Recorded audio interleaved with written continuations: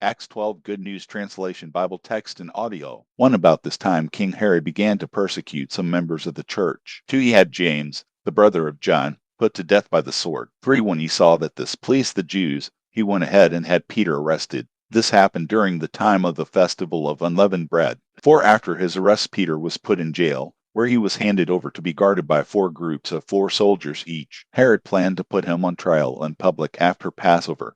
5. So Peter was kept in jail, but the people of the church were praying earnestly to God for him. 6. The night before Herod was going to bring him out to the people, Peter was sleeping between 2 guards. He was tied with 2 chains, and there were guards on duty at the prison gate. 7. Suddenly an angel of the Lord stood there, and a light shone in the cell. The angel shook Peter by the shoulder, woke him up, and said, "Hurry, get up." At once the chains fell off Peter's hands. 8. Then the angel said, "Tighten your belt and put on your sandals." Peter did so, and the angel said, "Put your cloak around you and come with me." 9. Peter followed him out of the prison, not knowing, however, if what the angel was doing was real. He thought he was seeing a vision. 10. They passed by the first guard station and then the second, and came at last to the iron gate that opens into the city. The gate opened for them by itself, and they went out. They walked down a street, and suddenly the angel left Peter. 11. Then Peter realized what had happened to him, and said, "Now I know that it is really true. The Lord sent his angel to rescue me from Herod's power and from everything the Jewish people expected to happen." 12. Aware of this situation,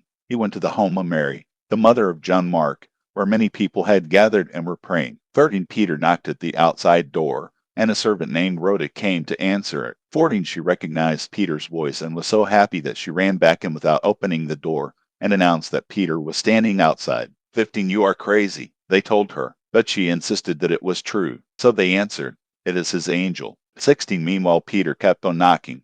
At last they opened the door, and when they saw him, they were amazed. 17. He motioned with his hand for them to be quiet, and he explained to them how the Lord had brought him out of prison. "Tell this to James and the rest of the believers," he said.